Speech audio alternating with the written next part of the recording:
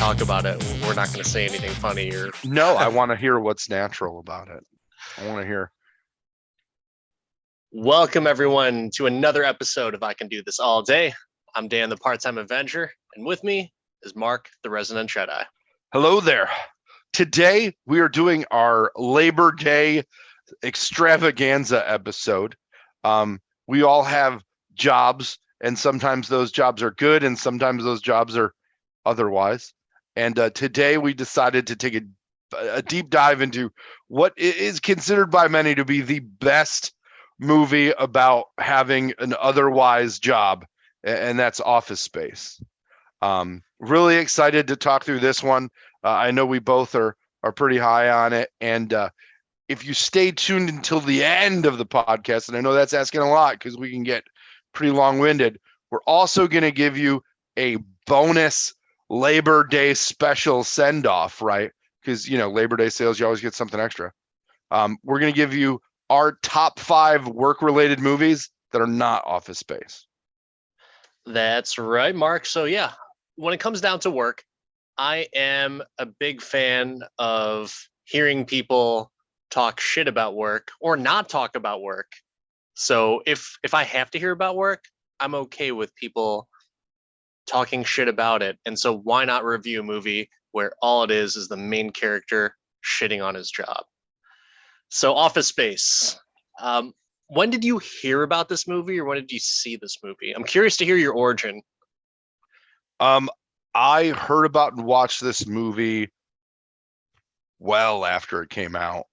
Well, on I probably saw it on cable randomly, but I did not become a huge super fan of it until I was deep into the workforce, right? Until a couple years into my my tenure with a certain global telecommunications company.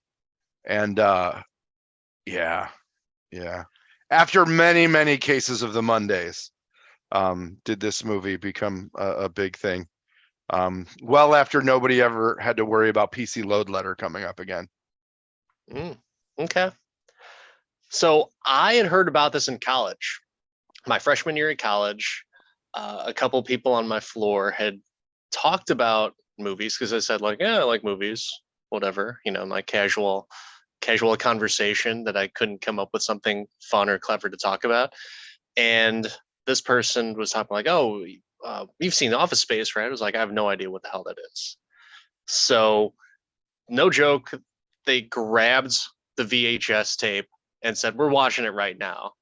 And this was like a week into school, my freshman year. So I was like, okay, I guess we're going to watch this movie and we're going to be friends and hang out. So we pop in the movie, and right off the bat, I knew I was in for something special because that traffic scene, and keep in mind, at that point, I hadn't even really worked all that much. I was a busboy at a now closed pizza Italian place.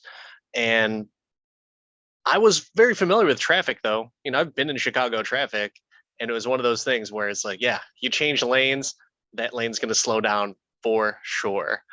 And so I just thought it was like a nice, clever way to start out the movie. And yeah, that's how I heard about it. What about how many times you've seen this movie? Oh, so many. Like there's a certain amount of there's a certain number of movies for me that like I don't want to say watch at work, but yeah, no, totally watch at work.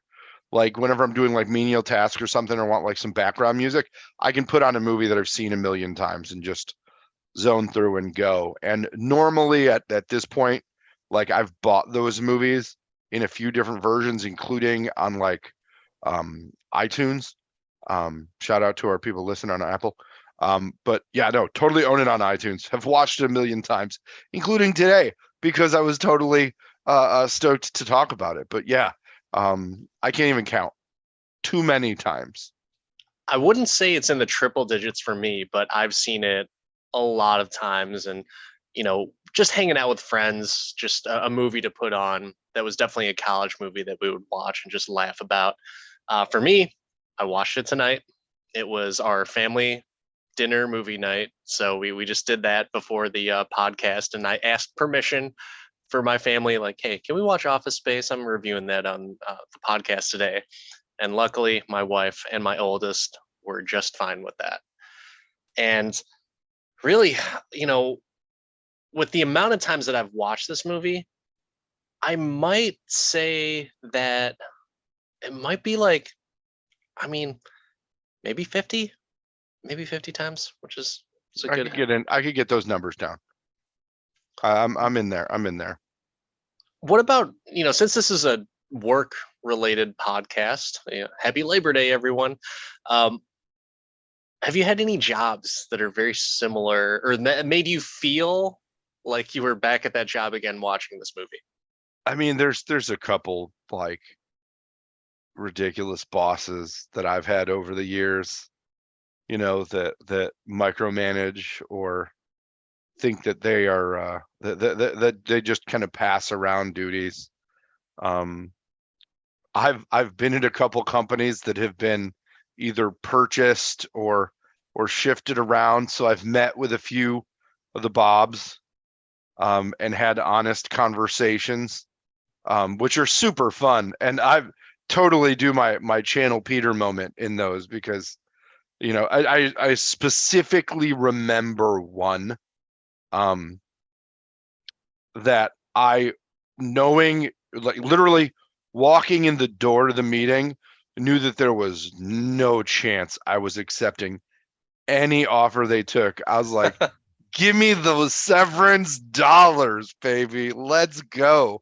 I have a And feeling I know which you one you're might, talking you about. might, you might, but it was super fun to like just engage candidly, and it felt like they were like really surprised and listening and things. And I was like, man, I should have just been a jerk so I could have got the hell out of here quicker. But it was super fun just to be like, I'm glad you asked me that. Let me tell you about this. I'm pretty lucky. I haven't had that specific type of office work culture. A lot of my jobs have been a little bit more active and a little bit more lax, if you will, in terms of that. I've been in a few different structures to where it's certainly you have the micromanaging boss and everything, but I don't think it was ever as bad as Peter had it in this movie. I feel But like it's a due paying experience, right? Like if you're going to work in a corporate setting, you're going to have a few Initex on your radar or on your resume until you get to a place where it feels like they don't treat you like that. And that's where you just stay. You just stay. So I've been fortunate enough to find the latter, but like, oh man, got a long list and a large collection of name tags and hairnets. during college, this movie actually inspired me to write a screenplay. And I happened to be, that the few classes that I had with media studies and um, communications and all that stuff, another one was being able to write a screenplay. So I wrote one with this movie in mind and kind of cross-referenced Family Guy. So essentially, it was like almost like a sitcom-ish Office Space type of movie, except set in a retail situation. And the place that I can't even remember the name of the title of it, Was but it Clerks? it was very similar to like a Clerks type thing. But the movie, or I'm sorry, the screenplay that I wrote about in terms of the place that it was called was like spot on. If anyone could add two and two together, they could realize, oh, you're talking about your job. And all the characters were people from that particular job. And so the place in the screenplay was called United Bargains. So anyone who knows my work past or in the Chicagoland area, you'll know what United Bargains can be if you just use your brain. And so it started getting a little too real for me because all it was like 12 pages of me just shitting on everyone that I worked with, or at least the situations that arose in the job. So I had to create another character, and it was like a 6'7" mouse that came from behind the refrigerator of the break room in the screenplay. And so it was just like almost like a Silent Bob character, but people that would go into the break room, the mouse would just casually be in there and everyone would just be accepting of it. So a little bit of my creativity and way to break the almost suicidal seriousness of how awful it was working at that job. But yeah, I have a feeling that you had a very specific colored polo at that job. I did. I did. And Normally, when they make you wear one color every day, it stifles creativity and positivity. So good to yeah, know. Good to know. yeah. No professional development at all. No What? That's fostering shocking. professional That's development. shocking.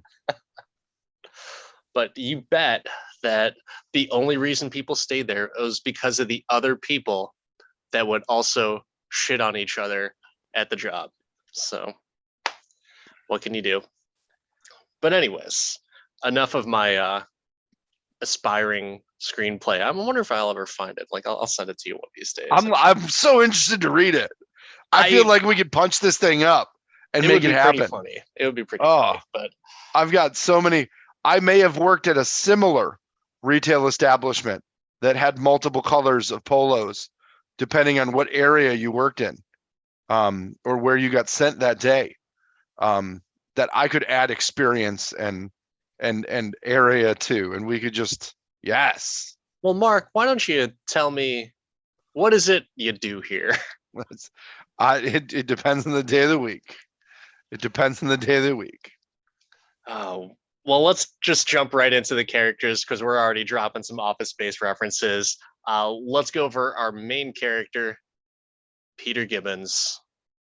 I had never seen Ron Livingston in a movie before, and I never want to see him in another one because this is the role he was born to play. This is how I want to see him, remember him, and enjoy him forever. I never heard about him before either, and I was really skeptical. I was like, who the hell is Ron Livingston? The name just sounds like an old dude from like the 1980s. Mm-hmm. And I was pleasantly surprised, and I will watch anything that Ron Livingston is in. I have watched other things that Ron Livingston has been in, but you know what? I really don't remember a whole lot of them.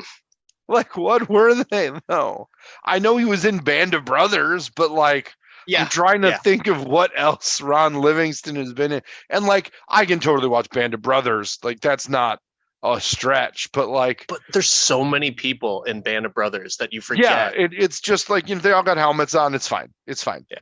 The Conjuring was one that I was like, oh, cool. Peter, man. Yeah, never saw that one.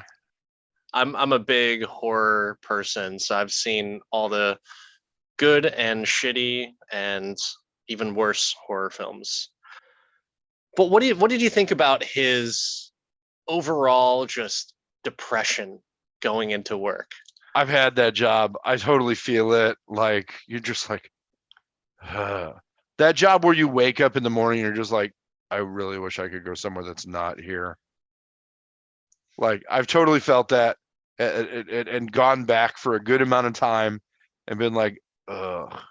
And luckily that is in the past, right? And it's an experience that I look back on as a learning experience, but I have felt that way and had to get out of bed and be like, just you got to do it. It sucks, I know. And then had the drive, right? The daily commute that was the same every day, having to spin through and try and get through traffic, right? Like all that. Because you don't want to go in, you're constantly running late because you're trying to find excuses to not go in. And then you end up just like, racing the buzzer to get in, which brings in the traffic scene, I even do the Michael with like the super loud music that, you gotta like turn down when you're at a stoplight because it's probably inappropriate for you to listen to it. I do that Shout now. out to the Ghetto Boys, by the way. This soundtrack just gets me. And Damn It Feels Good to Be a Gangster was my cell phone ringtone for at least 3 years. No, I love that soundtrack. And let's just talk about that a little bit. So I'm not a big fan of popular music being in movies, but you know what? The Ghetto Boys isn't popular music. That wasn't even popular music, but it became popular, which is awesome. but it's like underground popular. It's not like everybody's rocking the Ghetto Boys, right? And the Biz Marquee version of the Johnny Paycheck song, when he does "Take This Job and Shove It," is fucking great. That's the most popular song in the movie, really. It's so much fun, and just the songs that they use for everything. So, like I said, let's kind of go into that a little bit more. So when you are watching the movie for the first time and they take the printer out to the field, how freaking awesome was that, Oh, man? so good, so good. I had played that song so many times in high school, just blasting on my stereo. And I was one of those kids that would just drive around. And if it wasn't so goddamn hot in Florida, I would probably just drive around and blast music all day long. But I've got kids, and it's 95 degrees most of the Yeah, time. So my car yells at me that I should roll up the windows when I have the air conditioning on. It's an eco tip.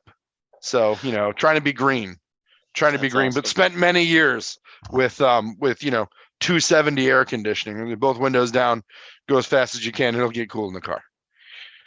The only song that I think that you could have brought in that was a popular song would be like NWA Straight Outta Compton. And, Yeah, and that would just been hilarious to me as but well. they didn't have money. They Right. didn't have money for music. You know how much Straight Yeah. Outta Compton would have cost them? Um, yeah, no, I thought that what they did by reaching out to these groups that were super, super on the low, and then getting the like flamenco music, which as a band nerd, I was like, yeah, there's little horns in there. It's super awesome. Like I was a big fan of the score, the whole thing, and it's so different than like what you see in movies now and the seriousness and all that, or like the high-end popular music. This is just like a nichey little soundtrack that I definitely think is awesome. I'm sure that many people acquired this music through means that are frowned upon.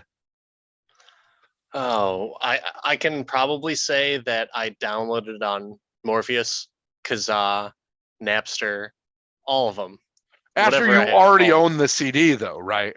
Because Oh, it's of perfectly course. legal to gain digital copies of something that you own in physical media. Of course. I'm not I a lawyer, so I can't say that that's true. I But that's bought the just what I CD. assume. That's just what I assume. I would never pirate music. Never. Intellectual property is sacred. Nor would anyone from our generation pirate Never. music. I don't know what you're talking about. Hashtag I'm serious. Hashtag don't come looking. Hashtag it's all behind me. Hashtag we have no money, so don't come after us. Yeah. What are you We got gonna... kids. We have no money. Oh man. But yeah, no, loved the music in this, and the cast is so good, and there's so many just random unknowns in this movie, except for one person, fucking Jennifer Aniston, who you're like, Rachel, what's going on here? And she was in this movie like literally 15 minutes before Friends. So there's a few people between Peter and Joanna, the two main characters, as to who could have potentially been in the cast. So the studio wanted Matt Damon for Peter, and one of the people that they wanted for Joanna was Kate Hudson, which I'm okay with. That would have been Mhm. cool. Although Matt Damon can do no wrong. I would have loved him in anything, but Ron Livingston rocked this. Yeah, So I think Matt Damon is not laid back enough for it. I heard they offered it to Affleck, um, which again, I don't need to see Shannon Hamilton's Office Space. Like I'm good. Um, and I think that Jennifer Aniston in this movie doesn't have great chops, so she's not like good. She fits in with the rest of the cast as like probably her most apathetic performance, but I'm okay with that. Like that's she's not playing an established adult. She's playing somebody who, doesn't want 37 pieces of flair. I Because don't know that's if what the I. Nazis did. Yes. I used that quote once in a in probably too high of company, and it did not go well. They did made the not go Jews well. wear them. Yeah. So I may have mentioned this before on the podcast, but I am not a fan of Jennifer Aniston at all. Not even during Friends, not even at the peak of her popularity. Everyone loves her now. And I never was wowed by her. I don't think I seek out things that she does, but I have appreciations for movies that she's been in. Oh, You like know, Leprechaun. no, not at all. I can't remember any other movie that she's been in besides like We're the Millers. Favorite actor in Leprechaun is Warwick Davis, who played the Leprechaun and Wicket the Ewok and fucking Willow. Yeah, Warwick Davis, amazing. Shout out, friend of the podcast. Didn't love her in like Horrible Bosses or Office Christmas Party. Those man, that just came out. She was awesome in Horrible Bosses. You just like that she was naked for most, or not, or scantily clad in that movie. But I liked We Are the Millers. I thought she was very good in that. I absolutely loved her in The Breakup. She may have been one of the best female leads in an Adam Sandler movie. Drew Barrymore, 50 First Dates. Yeah. She may be the second best leading lady in any Adam Sandler movie. Adam Sandler, Jack and Jill. No. Adam Sandler was the best female lead. Definitely not. I don't know what movie you're talking about. Kate Beckinsale maybe in Click. Yeah, I would say that. Super underrated movie, by the way. With those two as your main characters, I'm not even that sold on the main characters. I think the rest of the gold of this movie is around all the supporting characters. Oh, I think the whole movie is a cast of supporting characters. That's what makes it great. It's like going to a local playhouse and seeing like all of the veteran, grizzled stage actors, where none of them are like the star, but all of them are just really strong. Yeah, for sure. And from Dodgeball fame, Stephen Root as Milton. The poor guy, Milton. Oh man, I have a love-hate relationship with this character. Mostly love now, but yeah, no, you're talking about Dale Daughtry and Buck Strickland. You're talking about a guy that did so much King of the Hill with Mike Judge, and he just continues to show up in things. What did you think of Milton as a character, and like all the hate and shit that he just got from everyone else? He's that guy that's been beat up. Milton is the result of staying. That's what Milton is. Serenity now, insanity later. That's Milton. Do you think Kevin Malone from The Office is similar to Milton in this movie? No, Kevin Malone's just a moron. and Milton is not. I think Milton is just introverted and beat down, and they don't talk about the quality of Milton's work. They just True. You know. If you, to your best guess though, do you think he's a moron like Kevin is? Not on the level of Kevin. Okay. No, Milton could not be a town bartender. I don't think he's a barkeep. I don't think Milton has a great chili recipe. I don't think there's any Kalevin going on. I don't think he's putting anybody's sunglasses in the the stove. I don't think that's happening. No revenge for Milton, except he burned this place to the ground.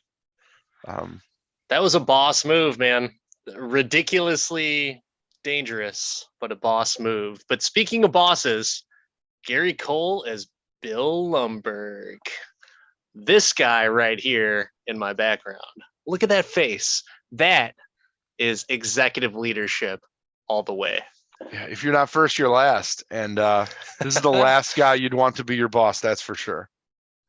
Oh, man. Even my wife was just like, this guy's awful. This was her first time watching it. And she was just like, wow, this guy's a jerk. I was like, well, this is what you're in for. Yeah, no, it's welcome to working world. Had a bunch of those bosses. Oh, man. And how many of them are named Bill? So many terrible Bills out there. Oh. Lumbergh. Oh man, but Gary Cole, I gotta praise him just because his acting range is just awesome, I flat love out Gary awesome. Cole in like every movie he's in. Like I love all of his characters except this one, right? Because nobody roots for Lumberg. Yeah, But like Ricky Bobby's dad, he was the guy in he was the Cotton McKnight in Dodgeball. A lot of dodgeball rebounds in this movie. But I just like him. I like him. I dude, like him a lot. Mike fucking Brady. He played Mike Brady in the Brady Bunch and the Very Brady sequel. We just recently watched that as a family. Those movies, so good. They If you are. watched the Brady Bunch girl, you've never seen them before? No, I've seen him and I love him. Oh, oh, okay, all right. I thought you said really, but oh, if you are a Brady Bunch fan, please, if you have not already, watch those Brady Bunch movies or rewatch them. They're still good. They hold up to this day. It's so funny. But yeah, Lumberg. Oh God, I don't know how many people I've talked to that would just like randomly say something like, "Oh, well, Lumberg fucked her." It's just for no reason, just said it in a Oh, line, and everyone just laughs about it. And such a good character, such a piece of shit human being. And if you think about it, though, probably the poster child of passive aggressive management in the workplace. But what have you about ever the guys? experienced passive aggressive leadership in the workplace, Dan? I mean, come on. I've done passive aggressive leadership. That's true. That's true. Kind of have to in some cases because some people are just, I don't condone it. As a matter of fact, I try not to do that now. And I'm not really in a position of leadership, but Sounds like there's a good reason there, Bill. no, it's because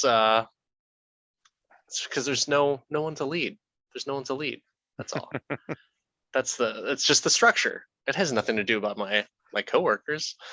But no, the big thing is just like I could relate so much to Peter, and even now to this day, it's like, man, bosses just freaking suck. Like they're so awful. But this guy, he does it so well in the sense that like you can't go to HR on him because he's that much of a master of like being polite, sipping on his coffee. Okay. Just that type of delivery where it's like you can't get him in trouble. He's just talking. One of the biggest Lumberg tells is the outdated dress clothes. Like if you've ever worked with somebody who wears like a decade ago's top fashion look a lot. Like now if you're in the office and you've got a manager who wears like some baggy suit coat pants and Mm. like some wide shoulders, that's a Lumberg, bro. With Lumberg though, there's a couple people that take him down a few pegs, and the next character I want to talk about is John C. McGinley as one of the Bobs. And Oh, let's lump the Bobs together because I feel like you can't have one Bob without the other. While John C. McGinley is definitely the top billed actor, Scrubs, in this, and he has gone on to do amazing things. You can't leave Paul Wilson out of it, right? Can't leave the other Bob out. But I kind of shared my Bob experience or Bob's experience. Have you had a Bob's experience in the past? yes. I guess I just never really read that much into it. Part of it me was just like the naive type of like everything will be fine. Everything's good. I mean, everything was fine, right? Everything was fantastic. Yeah, it could have been way worse. Yeah.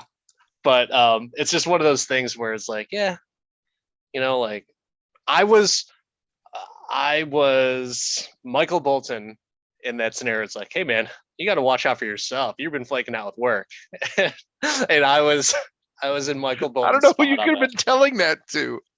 I don't Oh my, know. Oh God. so ridiculous. But yeah, the Yeah. Bobs. I loved their interactions with everyone because I'll take this one, Bob. yeah, The pleasure's all on this side of the table. Yeah.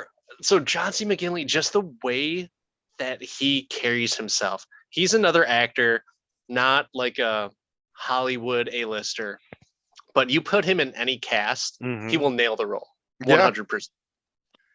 And I loved his just kind of buddy bullshit conversation with people was so hilarious. And when you have the Michael Bolton thing where, I got to be honest, I'm a Michael Bolton fan. I celebrate the man's entire catalog. Yeah, but that must be twice as hard for you, though, having the same name and all. Well, I love it. I guess I kind of like them all. So you can call me Mike. You can call me Mike. Michael Bolton, Jesus Christ. So the Bobs and their interaction with Michael, and then also with Peter, and they're just eating it all up. And that's the funny thing about their whole role as the consultants, and just like, I just don't think he's been challenged enough. Nope, I don't think. That's a straight shooter with middle management written all over him. I'll take this one, Bob. Oh, good stuff. So tell me more about how you use these TPS reports. So there is a former coworker that I had that would almost completely ruin any movie that I liked. And one of the things that he would talk about was, I've got a meeting with the Bobs because I used to work for a couple of Bobs. No joke. And he would just say that randomly. And it wasn't even like the funny haha random. It's the, what do I do with that random line that you just dropped? It's from one of my favorite movies and you just made it not funny. What do I do? And he just kept on doing it for the years that I worked with him. See, I would have thrown something back at him, though. Like, I would have asked him, well, make sure that everything you say, you bring it back to, is this good for the company? I just never want to just react or don't give engage. Him any don't type engage. of satisfaction. I really didn't. So you treated him like Milton? No. Or did you treat him more like Tom Szymakowski? More like Drew. You know what? He was more like Drew, where like we've all worked with a Drew. He tried so hard to be cool with everyone, and people were just like, "Okay, Drew, whatever." Such a great cast. I want to talk about Peter's cronies, Michael Bolton and Samir. Not gonna work here anymore. What's so hard about that name? Nanaja. Oh, yeah. That was like such a cool dynamic between those three. Very fun. It was they fully accepted the just the entirety of adding diversity to the workplace, right? Yeah. Like they did that, they leaned into it. Like, yeah, no, they abuse Indian programmers. Everybody does, right? And they've got the nerdy guy here and this guy, and I think that you can put Peter into the nerdy guy, but he's like kind of close to there. But start with David Herman, who has a long career, who's been in a bunch of stuff, does a lot of voice work. Outside Mad TV is what I remembered him from. So it's cool to see him. He's in a bunch of things. That he was in. He did a bunch of voices on Futurama. He did some voice work on Bob's Burgers. He does a lot of voice stuff. But yeah, no, Mad TV, definitely. Idiocracy. He was the Secretary of State. That's a movie we should probably do at some point. But yeah, he I don't know if you ever played the video game Dax and Jackster, or Jax and Daxter, but he was a voice there in that. Never knew that. He was the referee in Kicking and Screaming, an amazing sports movie with Will Ferrell. I have a favorite role of his. What is it? Let's go. It's not Michael Bolton? It's not. Well, that's my favorite role for him. But my second favorite role is as Jesus Christ in Mad TV's skit of the greatest action story ever told, Wow. where Brian Callen as Arnold Schwarzenegger as the Terminator goes back in time to protect Jesus Christ at the different Wow. phases of his life. David Herman, just a lot of nostalgia there. So it was nice to see him in this movie again. As much as I like this movie, it's been probably about 10 years, maybe even more since I've seen it, because my wife hasn't seen it, and usually we watch all the movies together. She's not seen it. So it's been over 10 years since I've seen this movie. Might even be 15.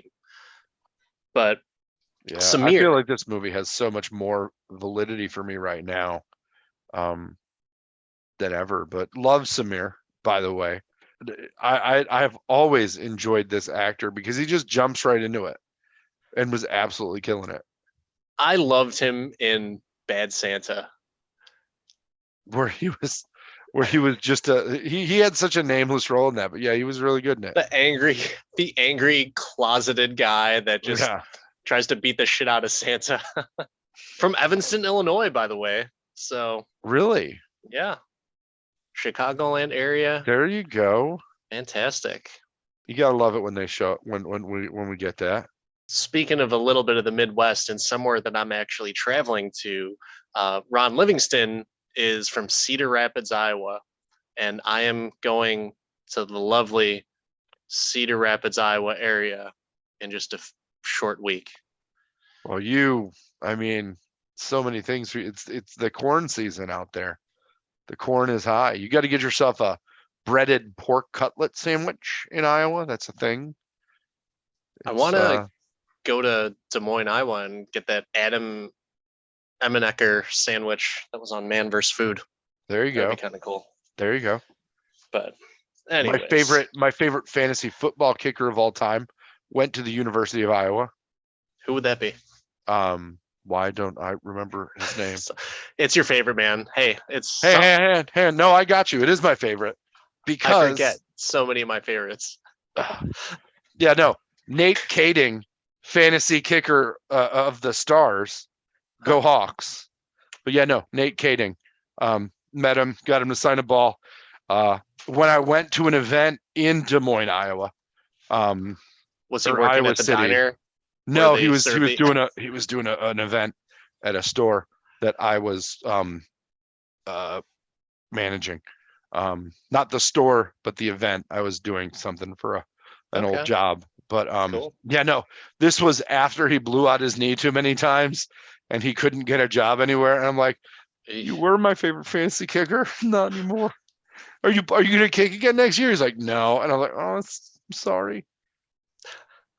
I was gonna pick you dude. I was You're gonna my pick go-to. you if you You're the were. last pick in my fantasy draft every year. Diedrich Bader. Hey, Peterman. Breast exam, Channel 9. Dude, another actor that like you see in things and you're like, oh, it's him. Like when he was in Jay and Silent Bob Strike Back as the security guard. That's yeah. I like seeing him things. He was in that new Masters of the Universe Revelations.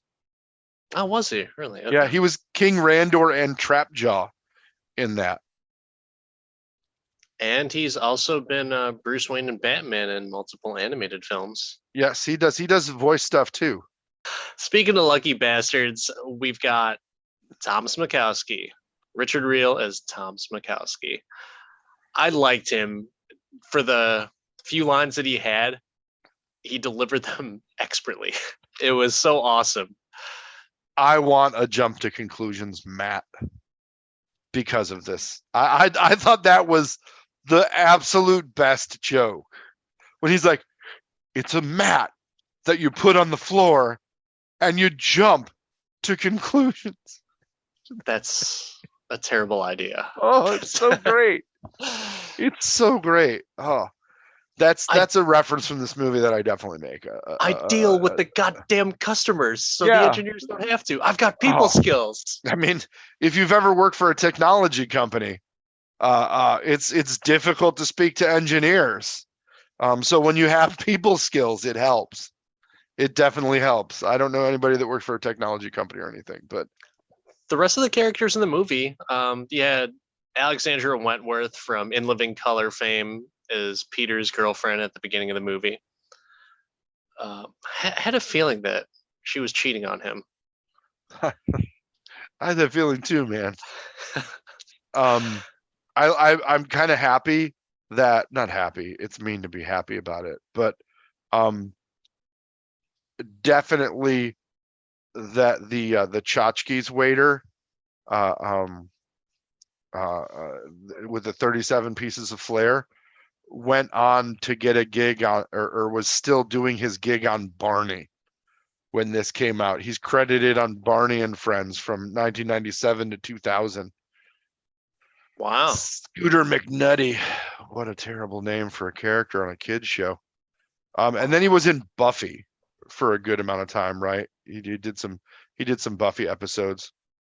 And then you had Orlando Jones, who was also Super in Mad like TV. he was but he was the 7-Up guy, Orlando Jones, man. Before It was the pre other 7-Up. 7-Up guy. Mm-hmm. Yeah. Yeah. I Very also cool. don't want to. I also want to not forget Michael McShane, who I think is an awesome actor. He was Dr. Swanson, and he died at the beginning of the movie. Yes. But he's in so many good things. He was pretty funny in the few lines that he had, and the fact that he's just about to have like a massive heart attack or stroke, and he's just like sweating and deeper, way down. So awesome. And just the delivery, that's messed up, man. Yeah.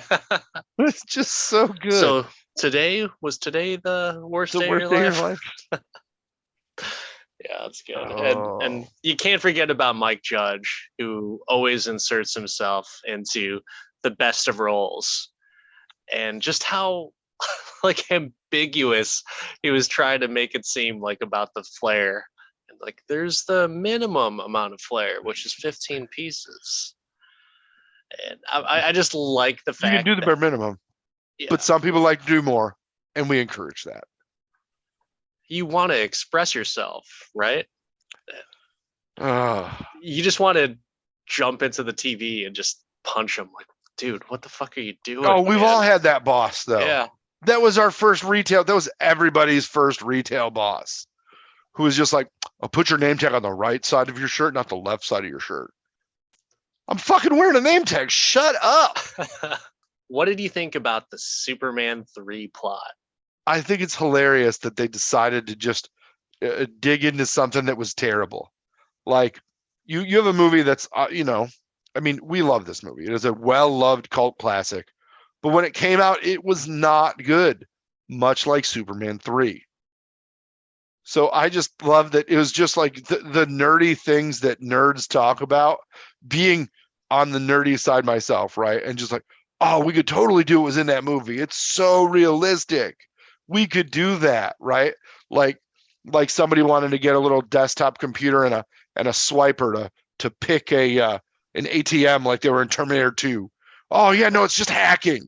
You need, because obviously when you swipe a magnetic strip through something, you have consistent loop access to it. But no, it totally makes sense, man. I love justifying the random movie plot into this. Like, I could screw them for everything. So for the record, I really enjoy Superman 3. It might be my favorite Superman movie. Wow. Because I like Lana Lang. I like the actress that plays her. And I just liked her a whole lot more than Lois Lane. And Richard Pryor was in it, who was freaking hilarious as well, too. And I just but the whole plot was terrible. Yeah, it was fun. It was super fun to me. Was it? That was one of my movies that I would put on repeat when I was younger as well. You had the rockets shooting at Superman like a video game. Just a lot of fun. You didn't get, correct me if I'm wrong, but that's Superman without Lex Luthor. Yes.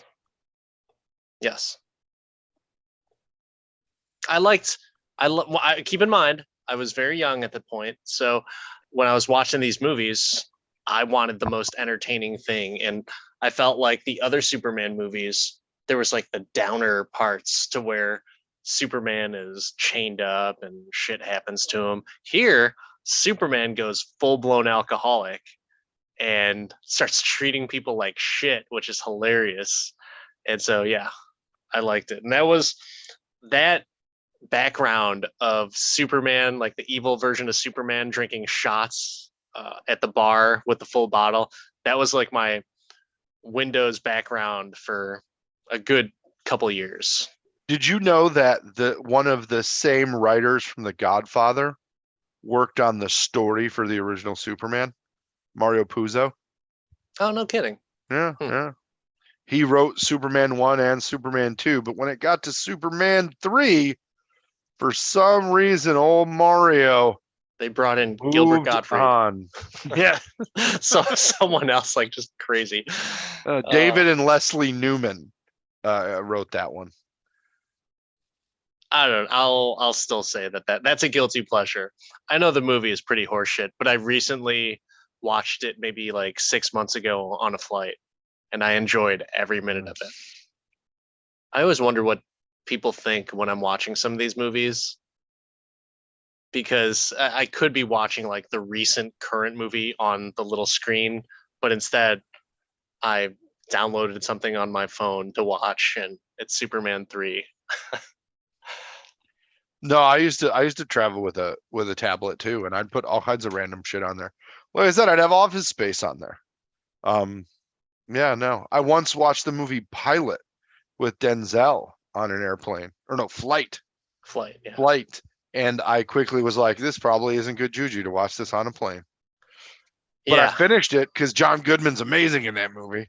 That's another one we could talk about all day later. Have you seen that? Which one again? Flight. I've seen most of it. Oh, most of it. That's never a good thing when somebody says they've seen most of a movie. Yeah. Oh man.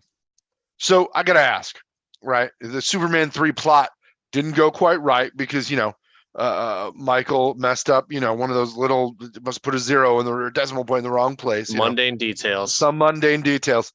If you're Peter, do you keep the money? Dude, I would like to think that I would, but I'm so paranoid and I'm too much of a good citizen and too much of a guilty conscience to not continuously look over my shoulder thinking the cops or the FBI are going to get me at any moment. So I don't think I could have kept the money. Yeah. What about you? No, I definitely would. I don't think, I don't know. I don't even know if I'd have the balls to go through with the initial heist for the FBI reasons, right? Yeah. I got kids, man. I mean, and 300 grand isn't even that much. That's not a whole lot of money. And that's how much that they had, like 326. But 300 grand in 1992. Yeah. Split 3 ways though. Yeah. Still, yeah. Not a lot of money. So overall with the movies, what was your favorite scene? That's so hard, right? Because you want to say the fax machine scene. Yeah. Right, but that's everybody's favorite part of this movie. I've got to think that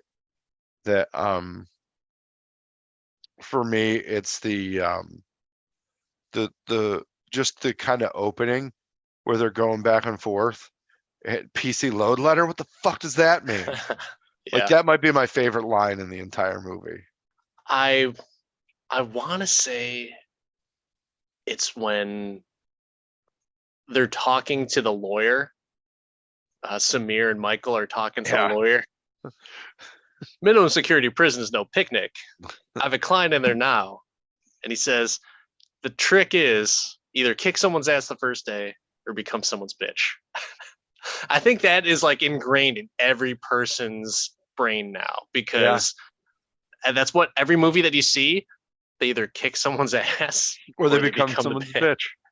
Yeah, no, they got the token Johnny Cochran looking dude to be in it, right? Like, oh, and Michael flips out. He's like, "Oh, no reason why." Like, a cup of ice just goes everywhere. And I would say like that little barbecue scene is really fun because then Then you also have one of my favorite scenes in the entire movie, which is right there in my background. Lumberg in the nightmare. It's just so funny. So funny. Hip thrusting mid sip with his coffee. Just so many good times. Do you have a least favorite scene? I think I don't know. Like, there's not a lot of negativity in this movie. It's all pretty solid. I think as much as I love Orlando Jones, I could have they could have cut that out of the movie. The whole, uh, um, you know, I'm an addict. Please help me. Where he's totally doing Eddie Murphy, and Yeah, and they yeah. could have just completely cut that, and I would have missed it. Right? I would have been like, I wouldn't have been like, oh, it's a 7 Up guy. I would have just been like, yeah, no, they came up with a plan. I did not like the scene with Jennifer Aniston, Ron Livingston, and the waiter from Tchotchkes at the very end when he's like, "Get a room, you two," and he gives him the middle finger. I was like, I could have done without that, and just He was that's pretty just much it, making though. fun of Jennifer Aniston for expressing herself. Yeah, yeah, You but know, the bird. that's it, though. That's it, man. I think that's I overall. Um, I want to ask if you can do this all day. So I used to really be able to do this movie all day. Um, I probably could pick it up and watch it again at any point. Like it has happy memories. It's got a good soundtrack. But I'll be realistic and say I don't do this movie all day anymore. And it may be to the fact that I don't have like a job that I absolutely dread getting out of bed for. But at the time, definitely did this movie all day. I can do this movie all day. This movie is probably just as funny as when I first saw it. I just relived just a few hours ago, and I was laughing at the same points. My son was laughing at points too, where he's like, "Oh yeah, you're picking up on some of these jokes. That's awesome." And I don't know, man. That nostalgia factor is very high for Oh, me. that's why I'm saying like I could watch this movie all the time, but like can I do this all day? Meaning, can I whip this out any day and watch it? And it's just like I feel like if I did that again, if I watched it at the rate that I used to, it might get old. Like it Okay. might lose some luster, and that's the last thing I'd want. Fucking something that brings me joy to do. So that wraps up our Office Space review. Dan can do this all day, even though he hasn't watched this movie in 10 years. But I guess it's going to become a regular rotation for him.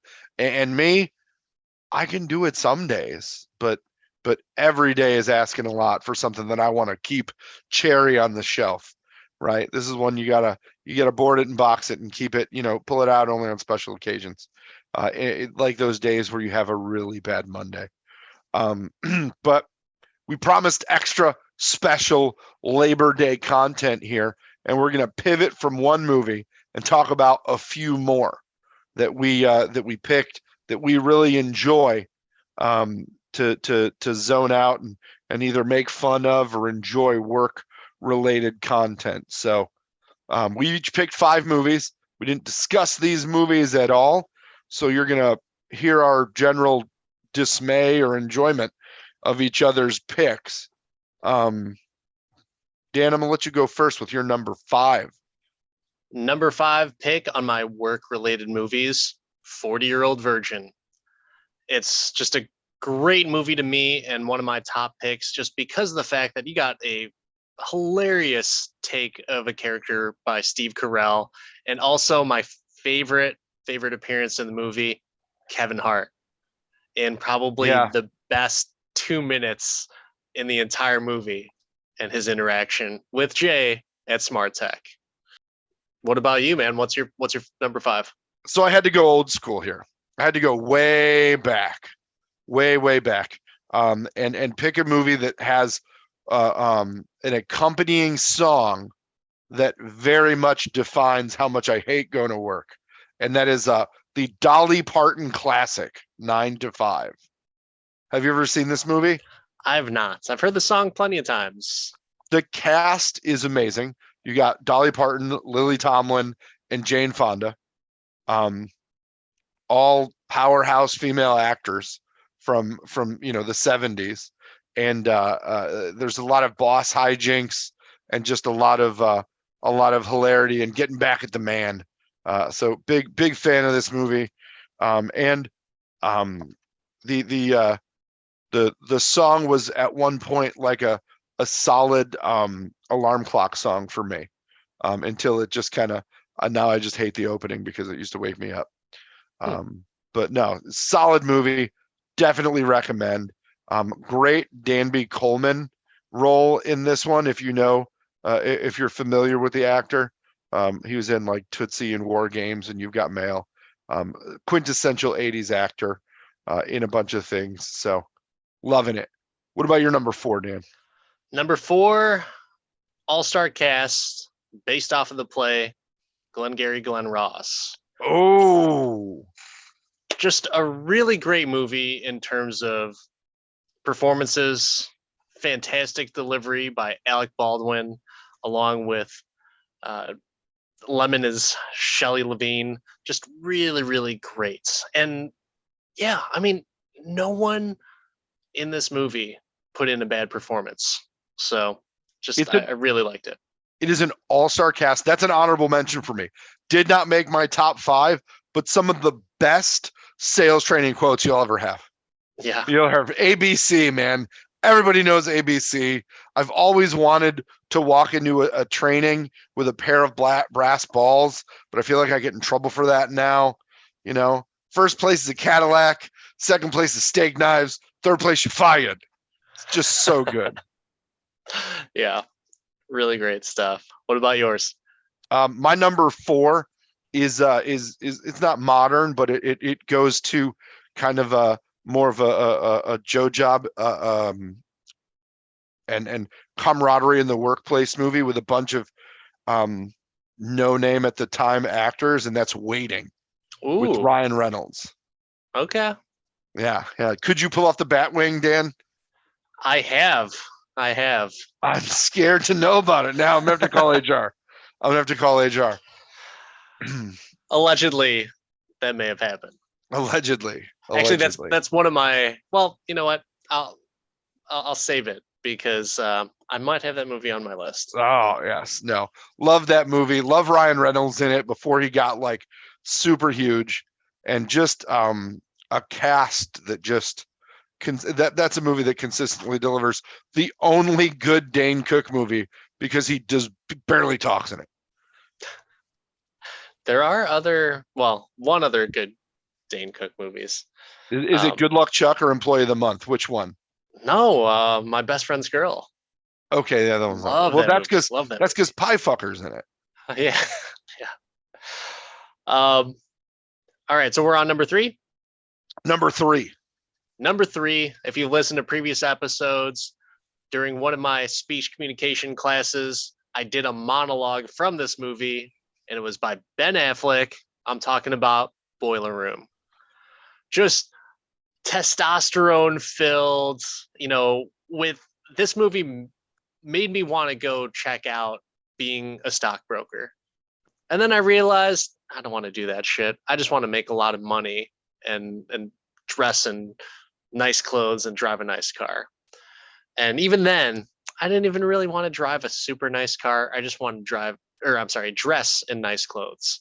But Giovanni Ribisi, really solid performance there. And you kind of, he's the unassuming main character to where he's not like the best looking dude in the entire bunch, but just his sheer will and drive to be a hustler with having his own casino and running out of his apartment and then deciding to just, take down marks in the stock market game.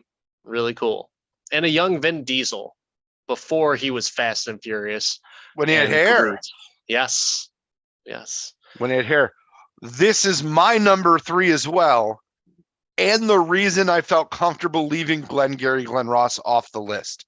I feel like this is the modern take on Glengarry Glen Ross. Agreed. Yeah. The Ben Affleck speech is amazing.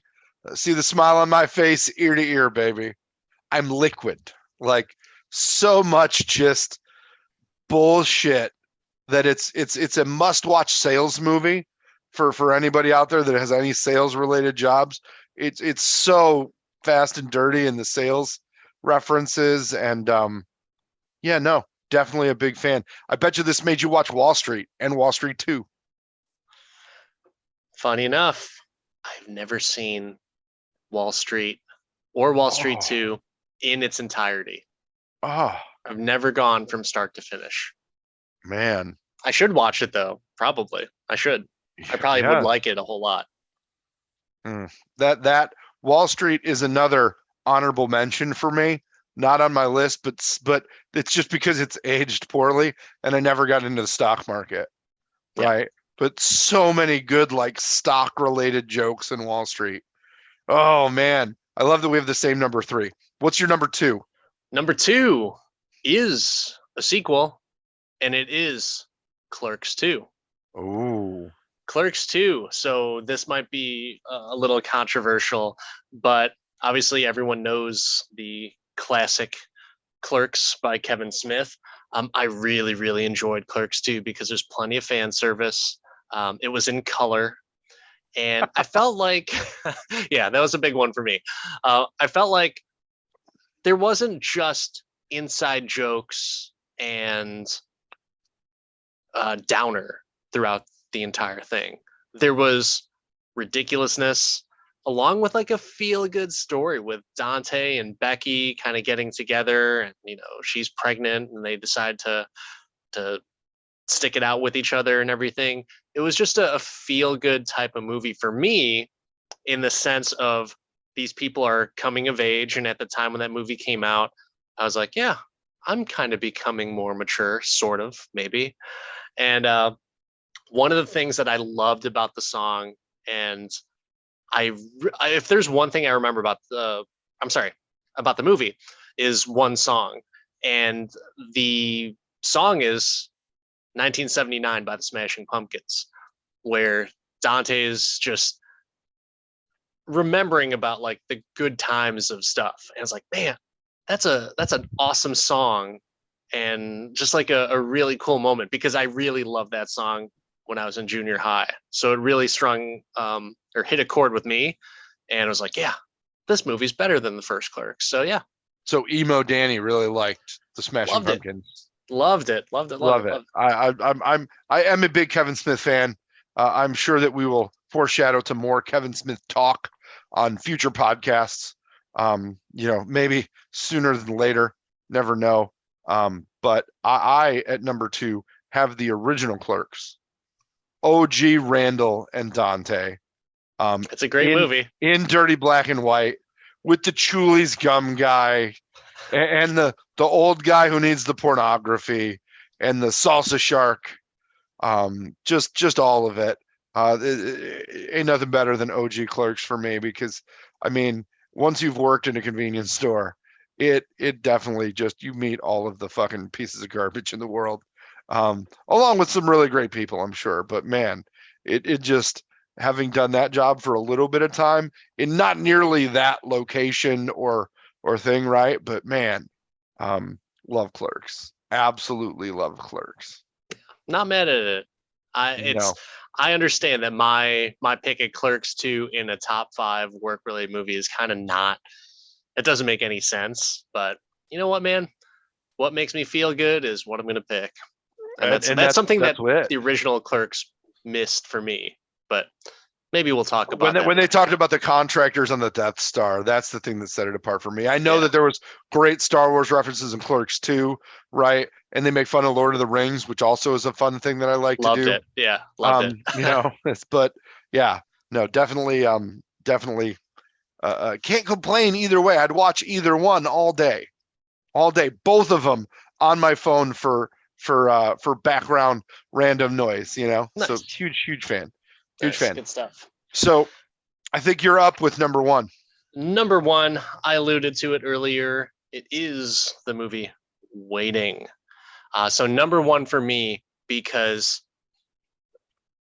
this was pretty much one of my first jobs just in a retail setting instead of restaurants. I had nothing but immature people working around me and for me. And it was one of those things where it was just like, all we did was fuck around. That's all we did. And we happened to make some money while doing it as well, too. So it was just a nice comparison. And we had people just like the characters in Waiting. You know, one of the one of the most memorable one of the most memorable moments that I have for my job is the fact that no one really took the job seriously. And when we did, we still didn't take it seriously. I was in a management position and I was taking phone calls and speaking to live customers and playing the meow game and throwing in random words as well too. So How many meows have you gotten up to? 9, I think it was. I was Oh, trying to that's do. rookie. Keep in mind, this was like a 5-minute phone call. It's hard to get that in for a phone call. I don't know, meow. Uh, but I did. One of my favorite ones was someone gave me a list of words to say, and one of the things that was just ridiculous is I had to say the phrase, the television show Chips. And so the job that I was working, allegedly, when I would help people, people would call us to help us or to help them with their specific product that they bought from us. And so we just had fun with it because it was such like peak summer season like madness that people would just be like calling for no ridiculous reason. You could Google stuff. Why don't you just Google it? No, you want to call us, right? And so I was talking to someone who's like, well, you know what? You want to just let that settle, wait a little while, maybe put the TV show Chips on. And just like ridiculous things that would be thrown out there. And I would get the phrases out, and people would just be dying laughing in the background. And then the customer, would laugh on the phone as well, too, which, hey, it's a victimless crime, you know? We Is had it? fun. They did not take any offense to anything, and it was all good to go. No. Is it bad that I still play that game now? The get a certain phrase into a meeting I love it. game. I love it. I would It's still what's do that now, but I literally do that, Dan, I did that on Friday. no, you didn't. You are nothing but a professional in I your work I setting.